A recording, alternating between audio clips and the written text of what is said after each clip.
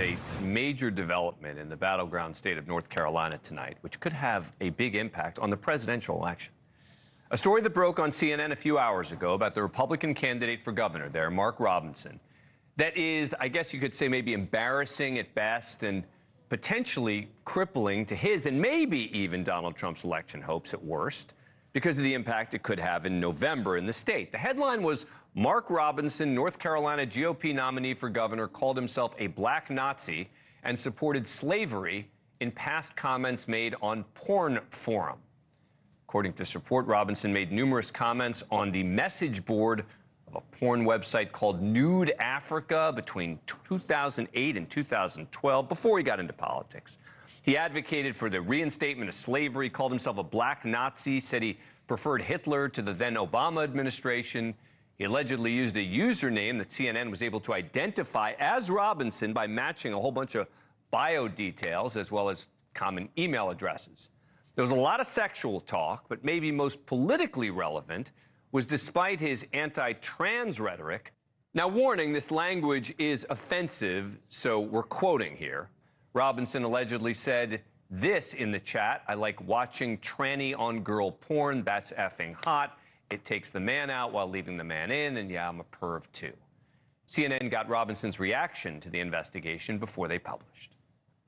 How do you explain all of the matching details on this profile? The profile on Nude Africa lists your full name as Mark Robinson. The email listed on the account is an email that you have used elsewhere on the internet, including with your photo. You have used that name, Mini Soldier, on multiple social media accounts.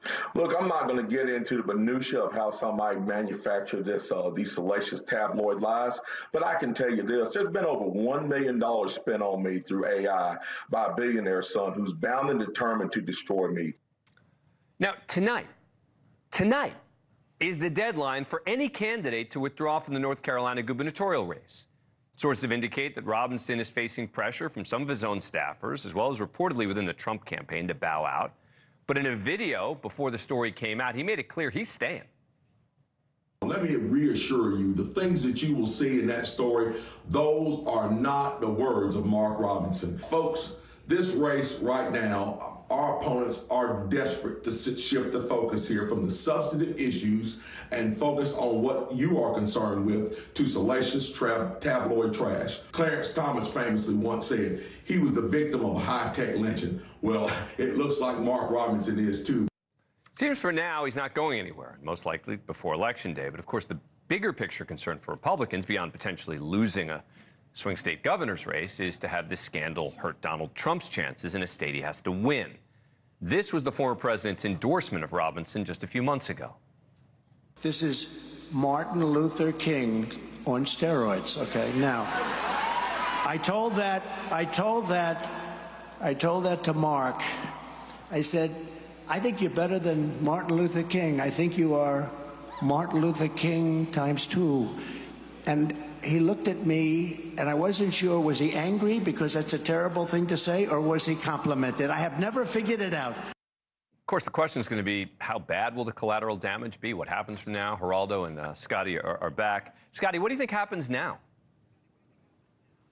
Well, I'm hoping for his sake and for his marriage's sake, for his family's sake, that these are not true. And it's very sad that they've come out. I mean, this is a man who served in the United States Army. He's just entered politics since 2018. And for now, there's no actual, besides CNN saying it, there's no actual acceptance by his campaign that these are true. That being said, Republicans need North Carolina to win. Donald Trump has to have North Carolina. They've won the last 11 of the 13, but Donald Trump only won it in 2020 by less than 2 percentage points. So every vote is going to matter, and I don't think this is necessarily going to disenfranchise people, but it's definitely going to be a lot of talk for the next 6 weeks. Yeah, and Thanks for watching. Go to joinnn.com to find NewsNation on your screen. And don't forget to click the red subscribe button below to get more of NewsNation's fact-driven, unbiased coverage.